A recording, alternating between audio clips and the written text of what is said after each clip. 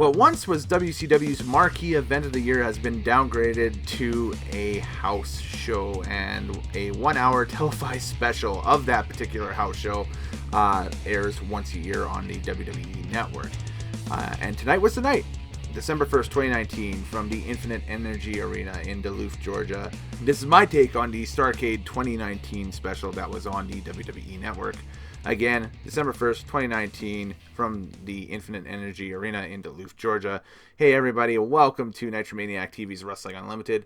I'm Kellen Nitro, and again, just my quick take on the 1-hour special. I like to think in a Bizarro World universe, or an alternate universe, that WrestleMania is a 1-hour house show special from the winners of the Monday Night War of WCW, and they put that on once a year in one of the old WWF stomping grounds in like Allentown or something like that, and just, you know, do the same thing here. But what was advertised as a free match special ended up being, I guess if you can call all of the happenings matches, over a 1-hour program, 1+ hour program. I did a little bit of an overrun, I think about 15 or 20 minutes. I'm not exactly sure. Ended up kind of swelling out to 4 matches. So anyway, here's just a quick, I don't want to say rundown, but just my opinions on the entire thing. We open up the show with Tom Phillips and Byron Saxton welcoming us. So it's not the A Squad announce team. It's not Michael Cole or Corey Graves. It's not even Vic Joseph or Jerry the King Lawler, or NXT's crew of Morrow or Beth or Nigel McGuinness or someone of that ilk. It's Tom Phillips and Byron Saxton. And the show opens with the advertised Kevin Owens show segment with his special guest, the Nature Boy Ric Flair. And this is great because this kind of expands upon what the night is about. It's about nostalgia. It's about that old feeling that you used to get watching Starrcade on pay-per-view, and maybe watching the tapes back in the day of the past Starrcade events, and so on and so forth. And this guy was the main event for the majority of them. I remember back in the day, and if I can ever find a copy of this on VHS or DVD, I'd love to have a copy of it. And I'm still looking for it to this day. There was a 2-tape Best of Starrcade 1983 through 1987 compilation that Crockett Promotions had put out, and I rented the hell out of that thing out of my local Blockbuster over the years, and still can't find it. I found the 2-tape WrestleMania 4 set a few years ago. That would be my next holy grail in my collection, but man, there were some great matches on there, like talking like Magnum TA and Tully in the cage, or talking with the I Quit match and that stuff. We're talking Rock and Roll Express and the Andersons, so on and so forth. But this guy, Ric Flair, of course, being the Nature Boy, the 16-time heavyweight champion of the world, was and is the main event. The guy that Starrcade basically was built around. Well, it was the first Starrcade in '83 with him and Harley Race. I mean, that was big. So they hit on that. Real nice speech. Really over with the crowd, obviously. The OC crashes the party, minus AJ Styles. It's just Gallows and Anderson, and while they're running down the crowd, and Flair and Owens, the Street Profits hit the ring, and that sets up our opener. The Street Profits of Angelo Dawkins and Montez Ford taking on Anderson and Gallows of the OC. Already it feels like a main event taping. Flair hung around though and is in the Street Profits corner in this match. Kevin Owens took off, but more on him later. Flair is in the Street Profits corner, but Kevin Owens took off. More on him a little later on in the card. The finish is the Street Profits getting the win via a Montez Ford frog splash. It'd be an okay opener on a special card. The only issue is this card is only an hour on the network. So the whole thing ended about, I want to say about maybe 23, 24 minutes into the 6 o'clock mount, or was it 5 o'clock or 6 o'clock? Anyway, the start time here, I think it was a 5 o'clock start time here. It gobbled about a ton of time off of the clock, like 23, 24 minutes or so. The whole opening segment with the Kevin Owens show and this. So it automatically just there's a quarter of your show gone, of the televised portion. Then came a match that was out of the very limited promotion that they did on WWE TV this week, saying that it's on the network. This was, I think, the match they really brought to everybody's attention and tried to sell us on the most. The women's tag titles were on the line in a fatal four-way match involving Becky Lynch and Charlotte Flair, who really took a lot of time with their entrances, especially Charlotte Flair's entrance. They stalled for a ton of time with her entrance and her music and that stuff. Becky Lynch was the first combatant to the ring in this match. Nikki Cross, Alexa Bliss. This is the first match of Alexa coming back off of her recent injury. Nikki Cross and Alexa Bliss. This was the first time that she came back after her most recent injury break here. And she's tagging again with her former women's tag team partner, champion, and friend, Nikki Cross. Banks and Bayley, Sasha Banks and Bayley, the inaugural women's tag team champions. I really dig Sasha's new music. Bayley's is still leaves a lot to be desired, but I dig the remix on Sasha's theme. And brand new music for the champions, the Kabuki Warriors. New music, I really dig it. It's way better than the mashup of both themes that Kairi Sane and Asuka had going into, I guess, the show here, and what they had even last week on Raw. It's a decent track. You'll hear it probably on Monday on Raw if you didn't get a chance to watch this card. But yeah, Kabuki Warriors, new music. Go check it out on Twitter and whatever. And it's a lot better than mashing up both themes. It gets over kind of the sinister side of the Kabuki Warriors for sure, with them being kind of a heel alignment right now at this point. Some fun moments here. It was actually a very decent match. Bliss looked good in her in-ring return.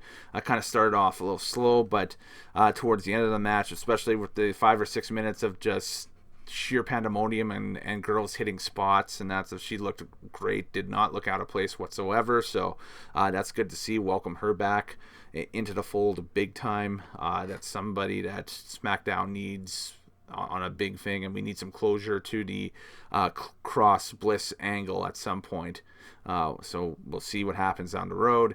The finish of the match, Asuka getting the win with the Asuka lock on Nikki Cross after about, like I said, about 5 or 6 minutes of just a breakdown, schmoz, one-on-one girls entering the ring and exiting the ring and hitting signature spots. So I have a feeling that we're going to see this match on a home video release or a network special at some point, like one of those compilations that they do. It had that kind of quality to it, like they were pre-taping this, obviously given it the Starrcade name to compete with the WrestleCade fan convention in Winston-Salem, North Carolina this weekend. So lots of wrestling stuff happening in the Southeast for sure. But secondary with the cameras there and that stuff, I think they'll probably do this if they do some sort of compilation on the women's tag belts or something down the road. It kind of had that feel to it that they were pre-taping this for something. So great match, best match on the card, and if you watch one match off of this card, make it that women's tag titles fatal 4-way match, because again, a lot of fun to watch, and it's just good to see Alexa back into the fold, and all the angles kind of carry on with this kind of multifaceted subgenre, I guess, of the women's division in WWE. We didn't go to the last man standing match, which should have been Bobby Lashley versus Rusev. Really, again, this storyline.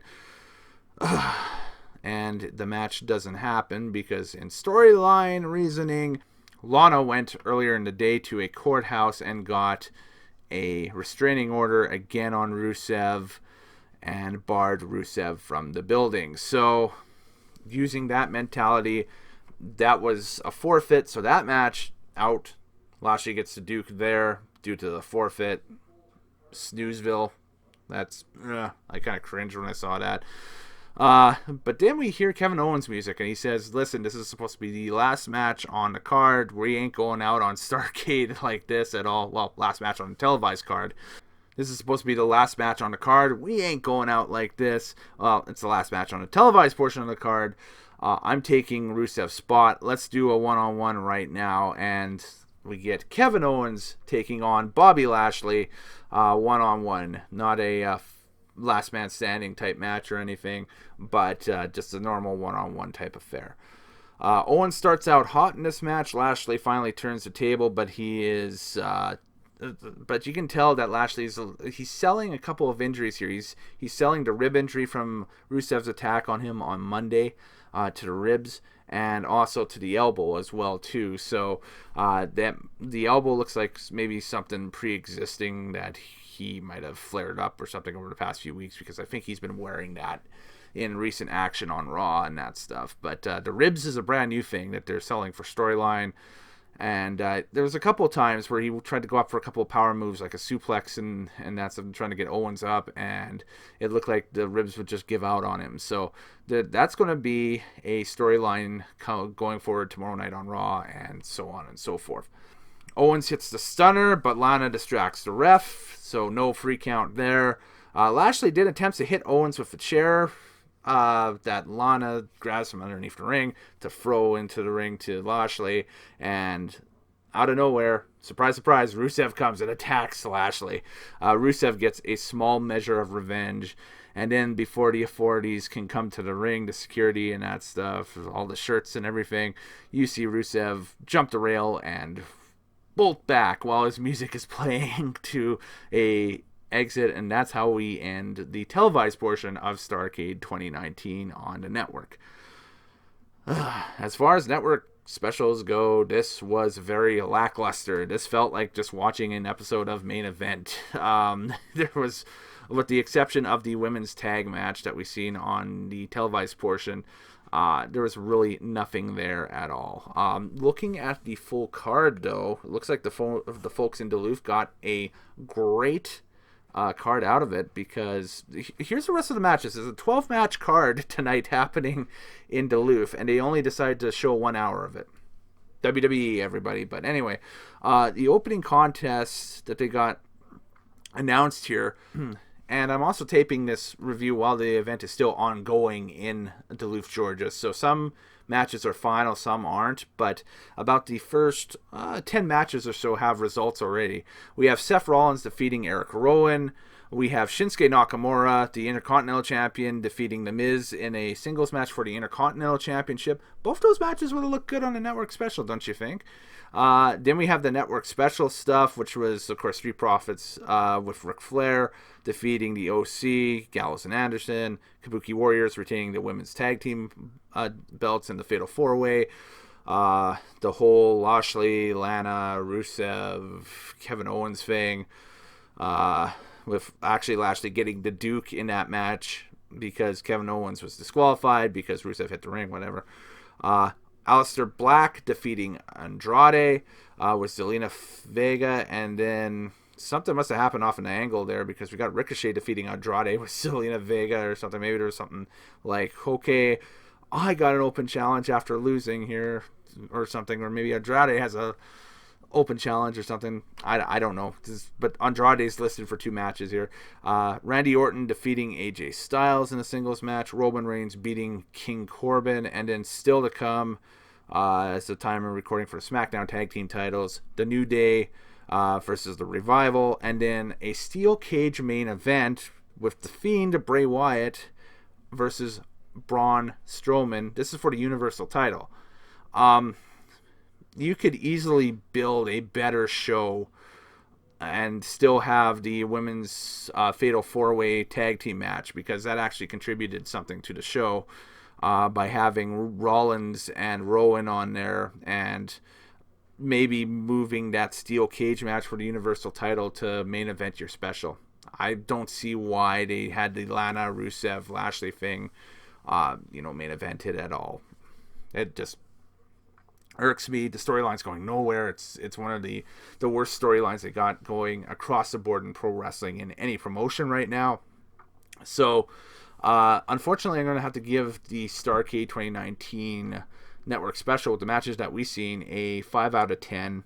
Probably won't watch again. Like I said, the only match worth watching off of this is the women's Fatal 4-Way, the tag team match for the women's title. That match itself, as I said earlier, you're probably going to see it again on either a network special or on a home video somewhere on a compilation release. Anyways, I'm Kellen Nitro. Later days, happy wrestling watching, everybody, and we will catch you next time on Nitromaniac TV's Wrestling Unlimited. See you then.